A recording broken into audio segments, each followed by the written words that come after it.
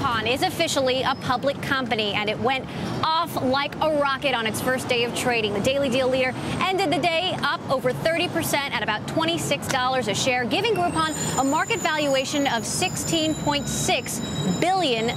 It may well be the most hotly debated tech IPO of the decade, with many investors desperate to buy into the frenzy, with others predicting doom. But wherever Groupon is going, today was a milestone. All smiles, clapping, and confetti as the Groupon team rings the bell at the NASDAQ market site. Baby-faced Andrew Mason taking his young company from startup to grown-up in just 3 years. But unlike many public company CEOs, Mason and Groupon PR shut most media out of the event on the one day they should be claiming victory. How do you feel? You must feel good. Say something. Anything? What about Groupon's long-term future?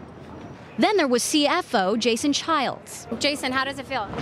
It's great. It's great. And controversial chairman Eric Lefkofsky. Anything? It's going to try to just enjoy the day. But this has been a long road for you. I mean, anything? I'm sure you can talk to Julie or somebody from Groupon and they'll... We've tried.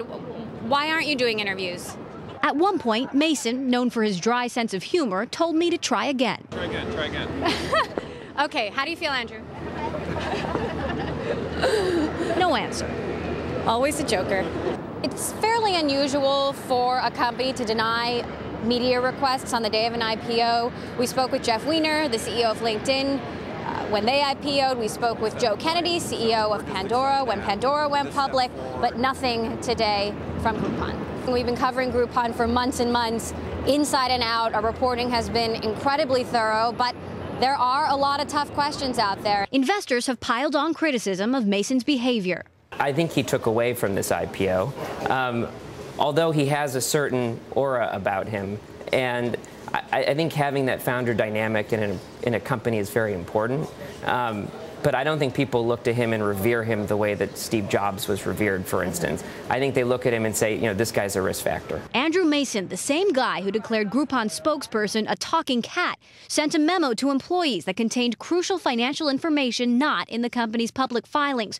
Groupon had to amend its paperwork multiple times to appease the Securities and Exchange Commission, even cutting its own valuation in half after losing 2 chief operating officers in the 6 months leading up to the IPO. It's just not been the best of circumstances for them, but I think that they're trying to make silk from a sow's ear at this point and trying to go out and see what the market will bear. Even though Groupon executives wouldn't talk to us, they posed for pictures in Times Square, toasted with champagne as the stock popped in early trading.